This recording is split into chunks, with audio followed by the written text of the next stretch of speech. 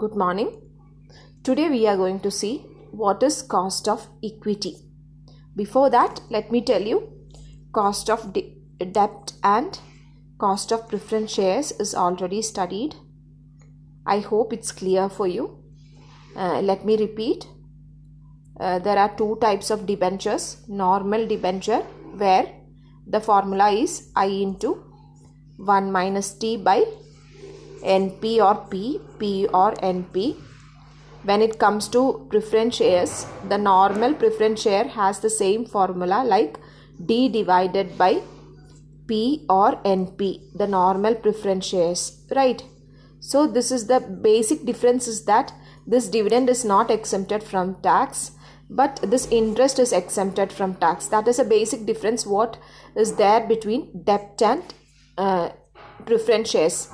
And also because of this single reason, രണ്ടും തമ്മിൽ പ്രത്യേകിച്ച് വ്യത്യാസം, ഒന്ന് ഡിവിഡൻറ്റ് ആണ്, ഒന്ന് ഇൻട്രസ്റ്റ് ആണെന്നേ ഉള്ളൂ. ഡിവിഡൻറ്റ് ഇസ് ഫിക്സഡ് ആണ് dividend. Interest is also fixed.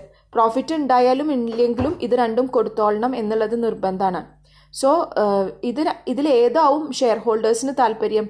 Share ഹോൾഡേഴ്സിന് എപ്പോഴും ഇൻട്രസ്റ്റ് ആയിരിക്കും താല്പര്യം. കാരണം ഞാൻ അന്ന് പറഞ്ഞ പോലെ എബിറ്റിന്ന് ആദ്യം ഇൻട്രസ്റ്റ് റെഡ്യൂസ് ചെയ്യുമ്പോൾ കിട്ടുന്ന ടാക്സ് ബെനിഫിറ്റ് ആ EPS കൂട്ടാൻ സഹായിക്കുന്നുണ്ട്. Clear? So having a debenture in the organization along with equity shares is more preferable than trading preference shares. അതുകൊണ്ട് തന്നെ പ്രിഫറൻസ് ഷെയറിനേക്കാളും ഡെപ്റ്റ് ആണ് കൂടുതൽ പോപ്പുലർ ആയിട്ട് കിടക്കുന്നത്. Clear? And now same time you have seen what is redeemable debenture. Redeemable debentureന്റെ ഫോർമുലയും I into 1 minus T plus RV minus NP divided by N, the whole divided by RV plus NP by 2. ഇതാണ് basic ആയിട്ടുള്ള formula. Clear? Where RV is the redeemable value, NP is the net proceeds, N is the number of years, I is the interest rate. What will happen if there is a change in redeemable preference shares ആണെങ്കിൽ എത്ര വ്യത്യാസം വരും? വലിയ difference ഒന്നും created ആവണില്ല. അവിടെ I into 1 minus Tക്ക് പകരം D ആവണു.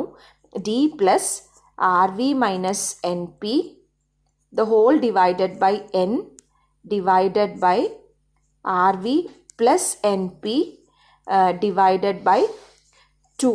Clear? Is it clear with the formula? I just thought I'll recall ചെയ്യാൻ മാത്രമേ ചെയ്തിട്ടുള്ളൂ. Where D is the dividend, RV is the redeemable value, NP is the net proceeds. വ്യത്യാസം ഒന്നുമില്ല. ഇവിടെ I into 1 minus T ആണ് ഡെപ്റ്റ്. ഇത് രണ്ടും മനസ്സിൽ നിന്ന് പോവരുതെന്നുള്ളൊരൊറ്റ ഉദ്ദേശത്തിലാണ് ഞാൻ ഇത് രണ്ടാമത് റിപ്പീറ്റ് ചെയ്യണത്. Clear? So let me see what is a third type of source of capital. Clear? Third source of capital is equity. ഇക്വിറ്റിയാണ് തേർഡ് സോഴ്സ് ഓഫ് ക്യാപിറ്റൽ. കുറച്ചും കൂടി നിങ്ങൾക്ക് ഫോർമുലയൊക്കെ ഇങ്ങനെ പറഞ്ഞു തരുമ്പോൾ കുറച്ചും കൂടി എളുപ്പമല്ലേ വെച്ചിട്ടാണ്. What is equity capital? Who are called equity share holders? അവരെ നമുക്ക് അറിയണ പോലെ തന്നെയാണ് ഓണേഴ്സാണ്. അവർക്ക് അവരുടെ കോസ്റ്റ് എങ്ങനെയാണ് നമ്മൾ അസർട്ടൈൻ ചെയ്യുക? It is not an easy task. കാരണം നിങ്ങൾക്ക് കൃത്യമായിട്ട് പറയാൻ പറ്റുമോ അവർക്ക് ഇത്രയാ ഡിവിഡൻറ്റ് കൊടുക്കണമെന്നൊക്കെ? നമുക്ക് അങ്ങനെ പറയാൻ പറ്റില്ല. കാരണം പ്രോഫിറ്റ് ഉള്ളതിനനുസരിച്ചിട്ടാണ് അവർക്ക് ഡിവിഡൻറ്റ് കൊടുക്കുക, അല്ലേ? പക്ഷേ ഒരു കാര്യമുണ്ട്, വേണമെങ്കിൽ കൊടുത്താൽ മതി. ഇറ്റ് ഇസ് നോട്ട് ഡിവിഡൻറ്റ് കൊടുക്കണോ വേണ്ടയോ എന്നുള്ളത് ഓരോ കമ്പനിയുടെ ഇഷ്ടമായി. It is not compulsory that you need to pay out dividend. Even you can retain them in the concern. Retain ചെയ്ത് വെക്കാം, ഡിവിഡൻറ്റ് കൊടുക്കണം എന്നില്ല. So there is a clash between the dividend pay out and the retention ratio. Clear? അപ്പോൾ retain ചെയ്ത് വെക്കാൻ വേണമെങ്കിൽ, പക്ഷേ മിക്ക കമ്പനിയും എങ്ങനെയാ വെച്ചാൽ അവർക്ക് കോസ്റ്റ് അസർട്ടൈൻ ചെയ്യണം. കാരണം മിനിമം റിട്ടേൺ ഇക്വിറ്റി ഷെയർ ഹോൾഡേഴ്സിൻ്റെ കാൽക്കുലേറ്റ് ചെയ്തിട്ടില്ല വെച്ചാൽ നമ്മളുടെ മാർക്കറ്റ് പ്രൈസ് കുറയും. കാരണം മാർക്കറ്റിൽ നോക്കുമ്പോൾ ഡിവിഡൻറ്റ് കൊടുക്കാത്ത ഒരു കമ്പനി എന്നുള്ളൊരു പേര് വരും. സോ എപ്പോഴും നമ്മൾ കോസ്റ്റ് കാൽക്കുലേറ്റ് ചെയ്യും. കാരണം നമ്മൾ നേരത്തെ പറഞ്ഞ പോലെ minimum required rate of return by the investors expect ചെയ്യുന്ന മിനിമം റേറ്റ് ഓഫ് റിട്ടേൺ ആണ് cost of capital. So equity share ഹോൾഡേഴ്സിനെ സംബന്ധിച്ചിടത്തോളം അവരുടെ minimum rate of return company define ചെയ്തേ പറ്റൂ. അപ്പോൾ അതുകൊണ്ട് തന്നെ നമ്മൾക്ക് കോസ്റ്റ് ഓഫ് ഇക്വിറ്റി അസർട്ടൈൻ ചെയ്യാതെ പറ്റില്ല. But difficulties are there to ascertain cost of equity, and also there is formulas also. Different മൂന്ന് മെത്തേഡ് ഉണ്ട്, 3-4 മെത്തേഡ് ഉണ്ട് കോസ്റ്റ് ഓഫ് ഇക്വിറ്റി അസർട്ടൈൻ ചെയ്യാൻ. Clear? And one more thing what I want to tell is, എല്ലാ കൊല്ലവും ഒരേ dividend ആവണമെന്നില്ല. It changes, right? അപ്പോൾ dividend ഓരോ വർഷത്തെയും മാറിക്കൊണ്ടേയിരിക്കും. ചിലപ്പോൾ ഗ്രോത്ത് റേറ്റ് ഉണ്ടാവും. പ്രോബ്ലത്തിൽ പലതര കൺഫ്യൂഷൻസും ഉണ്ടാവാൻ സാധ്യതയുണ്ട്. അപ്പോൾ ഇക്വിറ്റി കോസ്റ്റ് ആണ് ഏറ്റവും ക്ലിയർ ആയിട്ട് മനസ്സിലാക്കേണ്ട ഒരു cost. So let us see how you can calculate KE. KEയുടെ കാൽക്കുലേഷനാണ് cost of equity is known as KE, right? So first മെത്തേഡാണ് നമ്മൾ പറയുന്നത്. First method is known as dividend yield method. Dividend yield method, അതായത് കൃത്യമായിട്ട് dividend കൊടുക്കുന്ന ഒരു കമ്പനിയെ സംബന്ധിച്ചിടത്തോളം അവർക്ക് ഡിവിഡൻഡ് ഈൽഡ് മെത്തേഡാണ്. So if dividend is given in the question, clear, and if there is no growth ഇല്ല, കോൺസ്റ്റന്റ് ആയിട്ടുള്ള ഡിവിഡൻഡ് ആണെങ്കിൽ this is the method that you can apply. Clear? So the formula to calculate KE under this method is, നമ്മൾ numerator സൈഡിൽ എന്താ എഴുതുക? Dividend മാത്രമേ കൊടുക്കുന്നുള്ളൂ വെച്ചാൽ ഡി ആണ്. കോസ്റ്റ് അസർട്ടൈൻ ചെയ്യുമ്പോൾ മുകളിൽ കൊടുക്കുന്നതാണ് ഒരു വർഷത്തെ ഡിവിഡൻഡ് ഡിവൈഡഡ് ബൈ. നോർമൽ കേസിൽ നമ്മൾ എന്താ ചെയ്യുക? പി ആണ് നമ്മൾ എഴുതാറ്. പക്ഷേ as far as equity share holders are concerned, clear, equity share ഹോൾഡേഴ്സിനെ സംബന്ധിച്ചിടത്തോളം പി ഉണ്ടാവും. P will be changed as NP. Clear? If it is new issue, പുതിയ ഇഷ്യൂ ആണെങ്കിൽ നെറ്റ് പ്രൊസീഡ്സ് ഉണ്ടാവും. നെറ്റ് പ്രൊസീഡ്സ് എന്ന് പറഞ്ഞാൽ എന്താ? പ്രീമിയം ആവാം, ഡിസ്കൗണ്ട് ആവാം, ഫ്ലോട്ടേഷൻ കോസ്റ്റ് ഉണ്ടാവും. സോ നെറ്റ് പ്രൊസീഡ്സ് ഉണ്ടാവും. പക്ഷേ നോർമലി മാർക്കറ്റിലുള്ള ഒരു ഇക്വിറ്റി ഷെയർ ആണെങ്കിൽ what is important as the denominator is not P or MP, it is market price of the share. So ഇക്വിറ്റീനെ സംബന്ധിച്ചിടത്തോളം ഉള്ള ഒരു ഡിഫറൻസ്, ബേസിക് ഡിഫറൻസ് നിങ്ങൾ പഠിച്ചേ പറ്റൂ. ഡിനോമിനേറ്റർ സൈഡിൽ ഡിഫറൻസ് ഉണ്ട്. പി എന്ന് പറയുന്നത് ആദ്യത്തെ, if it is new issue, face value 100 ആണെങ്കിൽ, ഒരു പ്രീമിയം ഇല്ല, ഡിസ്കൗണ്ട് ഒന്നും ഇല്ലെങ്കിൽ അവിടെ പി ആണ്. ഇനി 10 രൂപ ഡിസ്കൗണ്ട് ഉണ്ടെങ്കിൽ പി എന്ന് പറയുന്നത് NP ആയി 90 ആയി. ഇനി നെറ്റ് പ്രൊസീഡ്സ് തന്നിട്ടുണ്ട്, മാർക്കറ്റ് പ്രൈസ് തന്നിട്ടുണ്ടെങ്കിൽ നമ്മൾ എപ്പോഴും ഇക്വിറ്റി ഷെയർ ഹോൾഡേഴ്സിൻ്റെ കോസ്റ്റ് കാൽക്കുലേറ്റ് ചെയ്യുമ്പോൾ it is the market price which is important unless it is a fresh issue. Fresh issue അല്ലാത്തോടത്തോളം കാലം മാർക്കറ്റ് പ്രൈസാണ് എഴുതേണ്ടത്. ഇപ്പോൾ ഫേസ് വാല്യൂ ക്വസ്റ്റ്യനിൽ തന്നിട്ടുണ്ടാവും, പല ഇൻഫർമേഷൻസും തന്നിട്ടുണ്ടെങ്കിലും you are required to take the market price if it is given in the question. Clear? So the formula for normal, ഇപ്പോൾ ഇവിടെ ഡിവിഡൻഡ് മാത്രമേ ഈൽഡ് ചെയ്യുള്ളൂ. ഡിവിഡൻഡ് എല്ലാ കൊല്ലവും കോൺസ്റ്റൻ്റ് ആണ്.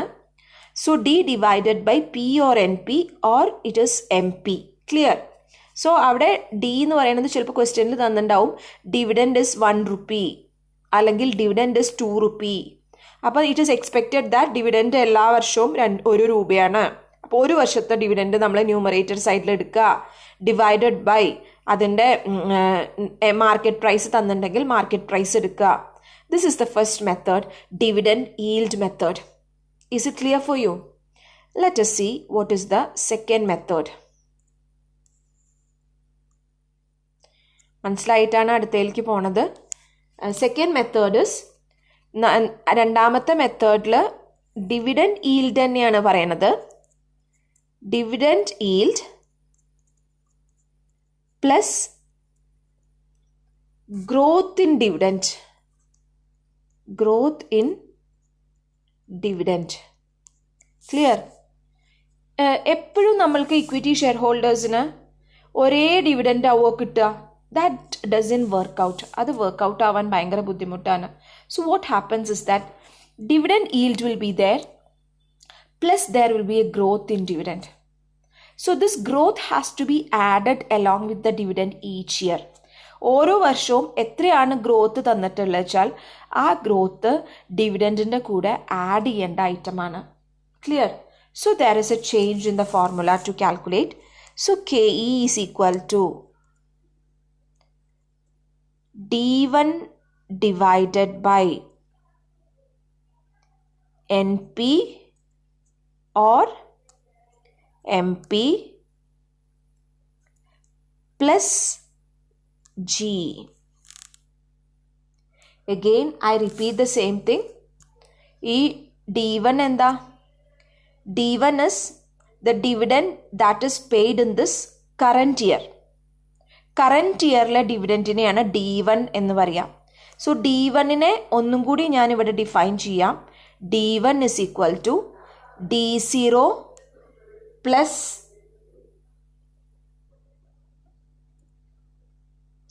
so D1 is equal to ചിലപ്പോൾ ക്വസ്റ്റ്യനിൽ ഈ കൊല്ലത്തെ ഡിവിഡൻറ്റ് തന്നിട്ടുണ്ടാവില്ല, കഴിഞ്ഞ വർഷത്തെ തന്നിട്ടുണ്ടാവുള്ളൂ. സോ കഴിഞ്ഞ വർഷത്തെ ഡിവിഡൻറ്റിനെ നമ്മൾ D0 എന്നാണ് വിളിക്കുക. D0ൻ്റെ കൂടെ ഗ്രോത്ത് റേറ്റ് ആഡ് ചെയ്താലാണ് D1 കിട്ടുക. ക്ലിയർ? അപ്പോൾ ചിലപ്പോൾ ക്വസ്റ്റ്യനിൽ D1 തന്നിട്ടുണ്ടാവും നേരിട്ടിട്ട്. ക്വസ്റ്റ്യൻ ഇങ്ങനെയാവും, the dividend that is currently paid is ₹1 and there is a growth of 5%. അങ്ങനെയാണ് ക്വസ്റ്റ്യനിൽ തരുന്നത് വെച്ചാൽ D1 ആണ് തന്നിട്ടുള്ളത്. The last year's dividend is ₹5 and the dividend is expected to grow at the rate of 10%. എന്ന് പറയാച്ചാൽ കഴിഞ്ഞ വർഷത്തെ ഡിവിഡൻഡാണ് 5%, ₹5. 5ൻ്റെ കൂടെ 1+G കാൽക്കുലേറ്റ് ചെയ്യണം. Is it clear for you? അപ്പോൾ ഒന്നും കൂടിയും ആ ഫോർമുല പറഞ്ഞുതരാം. അപ്പോൾ അതിൻ്റെ കൂടെ ഇവിടെ ഞാനൊരു ജിയുടെ കാര്യം പ്രത്യേകം പറഞ്ഞു. ഈ ജി എന്താ?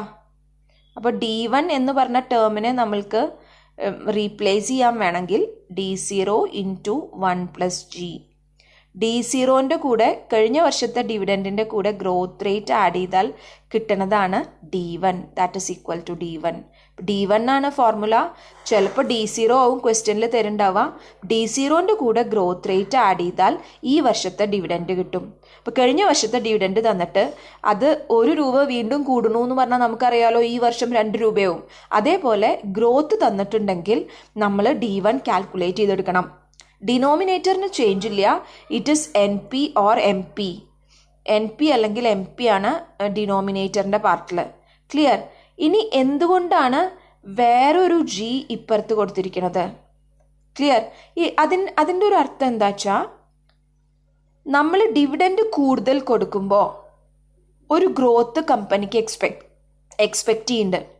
ഇപ്പം ഡിവിഡൻറ്റിന് ഗ്രോത്ത് ഉണ്ടാവും, പ്ലസ് അതേ ഗ്രോത്ത് കമ്പനിയുടെ വാല്യൂലും കൂടിയും കിട്ടും. ക്ലിയർ? അതായത് ഞാൻ പറയുകയാണ് കമ്പനി ഗ്രോ ചെയ്യുക എന്നുള്ളതാണ് assumption. Dividend is expected to grow at the rate of 10% എന്ന് പറയുമ്പോൾ the basic assumption is that the company is growing.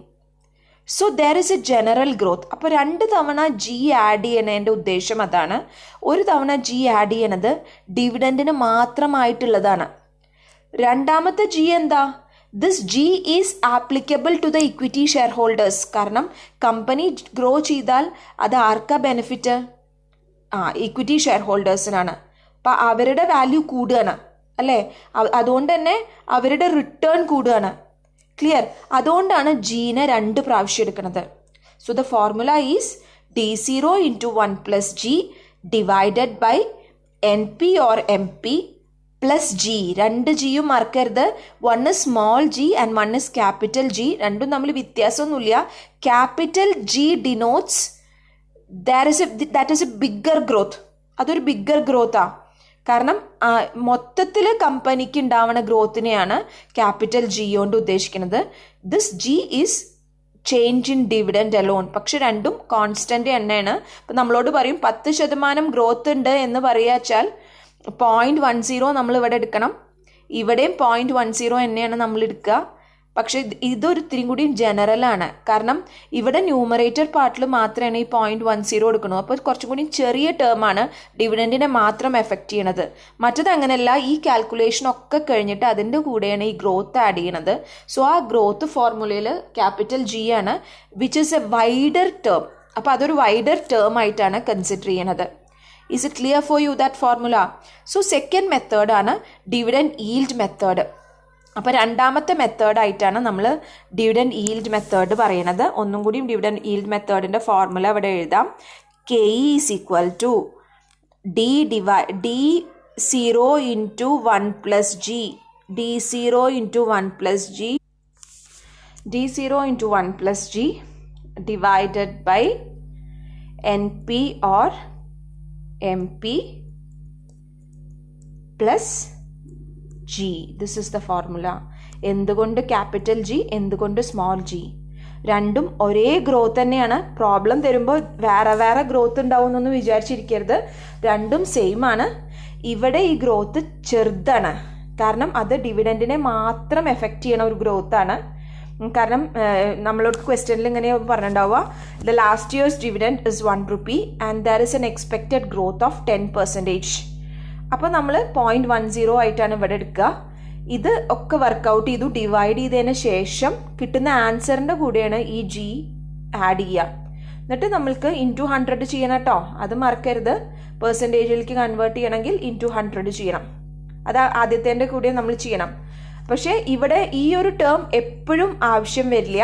So ക്വസ്റ്റ്യനിൽ തന്നിട്ടുള്ളത് D1 ആണോ D0 ആണോ എന്നുള്ളത് ക്ലിയർ ആക്കണം. അതാണ് ഇവിടെയുള്ള ഒരു ടാസ്ക്. സോ നമ്മൾ രണ്ട് മെത്തേഡ് പഠിച്ചു, ഡിവിഡൻഡ് ഈൽഡ് മെത്തേഡും ഗ്രോത്ത് ഇൻ ഡിവിഡൻറ്റും. ക്ലിയർ?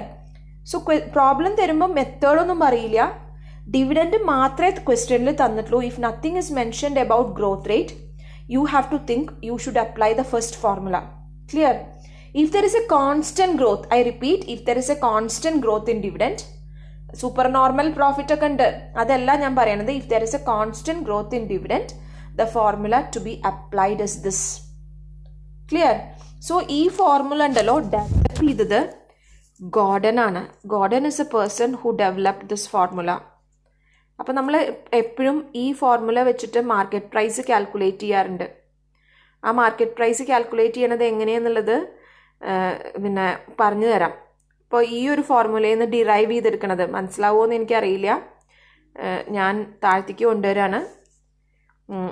നോർമലി ഫോർമുലയിൽ എന്താ പറയണത്? K is equal to D0 into 1 plus G divided by MP plus G. Clear? അപ്പോൾ നമ്മൾക്ക് ഈ പ്ലസ് ജി അങ്ങോട്ട് പോവും, കെ ഇ മൈനസ് ജി വരും. K E minus G is equal to D0 into 1 plus G divided by MP. Clear? ഒരു derivation പറഞ്ഞു തരികയാണ്. ഇപ്പോഴത്തെ ആവശ്യത്തിനല്ല, ഇൻവെസ്റ്റ്മെൻറ്റിൽ നമ്മൾ പഠിക്കാറുണ്ട്. സപ്പോസ് ക്വസ്റ്റ്യനിൽ മാർക്കറ്റ് പ്രൈസ് തന്നിട്ടില്ല, market price is not given in the question. Market price calculate ചെയ്യുക എങ്ങനെയാണ്? മാർക്കറ്റ് പ്രൈസ് ഈ ഭാഗത്തേക്ക് കൊണ്ടുപോകും. Market price is equal to D0 into 1 plus G divided by K E minus G. Clear? This is the bigger contribution of Gordon. Gordon എന്ന് പറഞ്ഞ ഒരാളുടെ great കോൺട്രിബ്യൂഷനാണ് ഈ formula. അതിൻ്റെ ഡെറിവേഷനാണ് ഞാൻ പറഞ്ഞു തന്നത്. സോ നമ്മൾ ബേസിക് ആയിട്ടുള്ള ഈ ഫോർമുല മാത്രം പഠിച്ചാൽ മതി. ഇതിന്ന് നമുക്ക് MP കാൽക്കുലേറ്റ് ചെയ്യാൻ പറഞ്ഞാൽ ചെയ്യാം, എന്തിൻ്റെ കാൽക്കുലേഷൻ വേണമെങ്കിലും ചെയ്യാം. സോ MP കാൽക്കുലേറ്റ് ചെയ്യാൻ പറയുമ്പോൾ നമ്മൾ അതിന്ന് ഡിറൈവ് ചെയ്തെടുക്കുന്ന ഫോർമുലയാണ് ഇത്. ഈ ഫോർമുല ഒരു കാരണവശാലും മറന്നു പോകരുത്. D0 into 1 plus G divided by K E minus G. This is applied in case of dividend also. Dividend തിയറികൾ കുറേ പഠിക്കാൻ പോകുന്നുണ്ട് നിങ്ങൾ. ആ ഡിവിഡൻഡ് തിയറിയിൽ ഒരു ഇമ്പോർട്ടൻറ്റ് ഡിവിഡൻഡ് തിയറി ഗോർഡൻ്റെയാണ്. ആ ഗോർഡൻ്റെ ബേസിക് ഫോർമുല ഇതാണ്. ഇനി ആ സമയത്ത് ഞാൻ ചോദിക്കുമ്പോൾ ഒരു ക്ലാരിറ്റി ഇല്ലാതെ ഇരിക്കരുത്.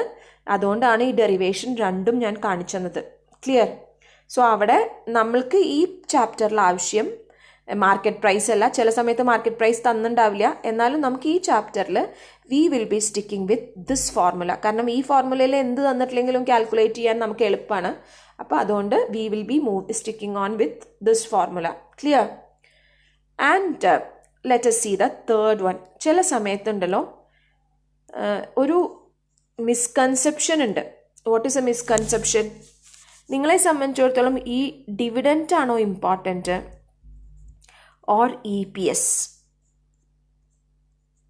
Which is important for you? എന്തിൽ നിന്നാണ് ഡിവിഡൻറ്റ് ഉണ്ടാവണത്? പലപ്പോഴും നമ്മൾ ക്വസ്റ്റ്യനിൽ പറയും ഡിവിഡൻറ്റ് കൊടുത്തിട്ടില്ല വിചാരിക്കുക. അപ്പോൾ 10 രൂപയാണ് EPS. EPS is 10 rupees. ഈ EPSൽ നിന്നാണ് ഡിവിഡൻറ്റ് പേ ഔട്ട് റേഷ്യോയും റീറ്റൻഷൻ റേഷ്യോയും കാൽക്കുലേറ്റ് ചെയ്യണത്. ക്ലിയർ? അതായത് ഇപ്പോൾ നമ്മൾ 10 രൂപ EPS ആണ്. EPS എങ്ങനെ കാൽക്കുലേറ്റ് ചെയ്യുക? എബിറ്റിന്ന് ഇൻട്രസ്റ്റ് മൈനസ് ചെയ്യും, പിന്നെ ടാക്സ് മൈനസ് ചെയ്യും, പ്രിഫറൻസ് ഡിവിഡൻറ്റ് എന്തെങ്കിലും ഉണ്ടെങ്കിൽ അത് മൈനസ് ചെയ്യും. ബാക്കി കിട്ടുന്നത് earnings available to equity share holders ആണ്. Earnings available to equity shareholders divided by number of shares will provide you the EPS. Clear?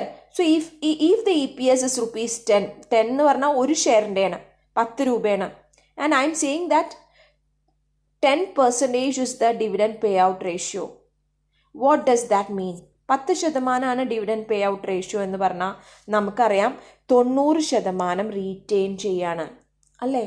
10% dividend pay out ratio പറഞ്ഞാൽ 90% റീറ്റെൻഷനാണ്.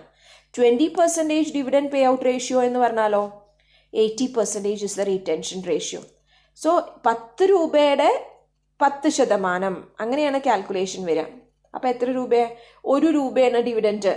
എത്ര രൂപ റീറ്റെയിൻ ചെയ്യണത്? 9 രൂപ റീറ്റെയിൻ ചെയ്യണത്. ഈ റീറ്റെയിൻ ചെയ്യണ എമൗണ്ട് ആർക്ക് അവകാശപ്പെട്ടതാ? This has to be contributed to the equity shareholders. ഇന്നില്ലെങ്കിൽ നാളെയും കോൺട്രിബ്യൂട്ട് ചെയ്യും. അപ്പോൾ ചില ആൾക്കാരുടെ ഒരു ഇതിൽ ഡിവിഡൻറ്റിനേക്കാളും ഇമ്പോർട്ടൻ്റ് ആയിട്ടുള്ള ടേമാണ് EPS. Clear? So the next method of calculating, മൂന്നാമത്തെ ഫോർമുലയാണ് ഞാൻ പറയണത്. മൂന്നാമത്തെ ഫോർമുലയിൽ നമ്മൾ വിളിക്കുന്ന പേരാണ് that is earning yield method. Third ഫോർമുലയാണ്. ആദ്യത്തെ ഡിവിഡൻറ്റ് ഈൽഡ് ആയിരുന്നു.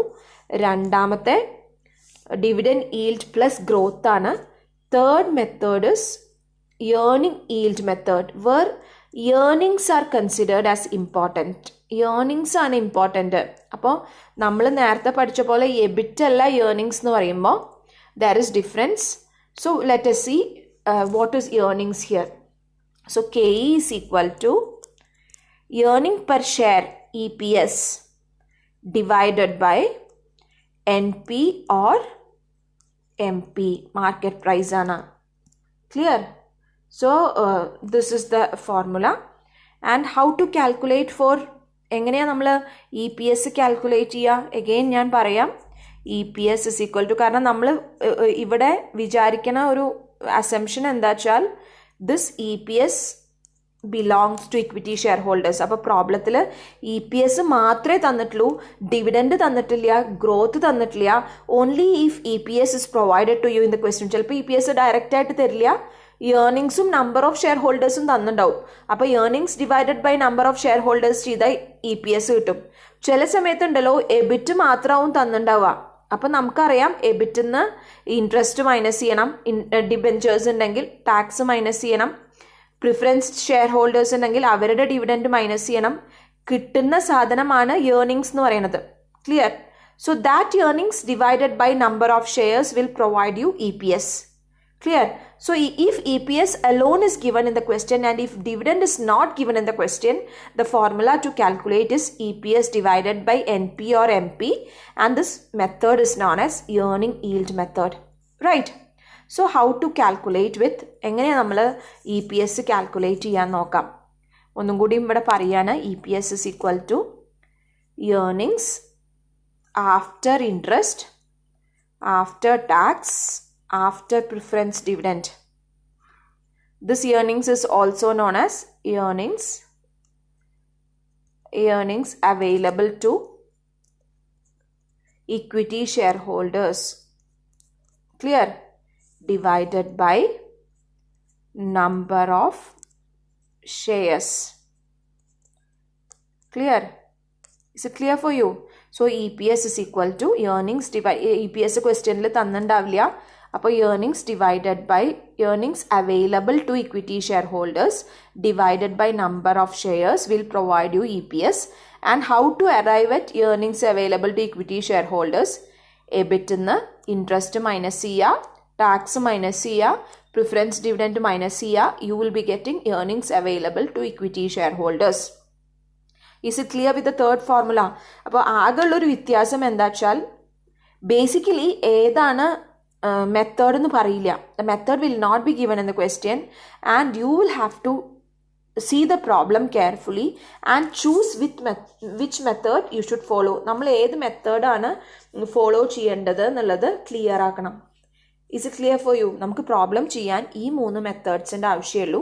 നാളെ നമ്മൾ കോസ്റ്റ് ഓഫ് ഇക്വിറ്റിയുടെ കംപ്ലീറ്റ് പ്രോബ്ലംസും ചെയ്യും. ഇനി ആകെ ഉള്ളത് സൂപ്പർ നോർമൽ പ്രോഫിറ്റിൻ്റെ ഒരു ഭാഗമാണ്. അത് എക്സ്ട്രാ ആയിട്ടാണ് പഠിക്കുന്നത്, അതുകൊണ്ട് നമുക്ക് എക്സ്ട്രാ ആയിട്ട് തന്നെ പഠിക്കാം.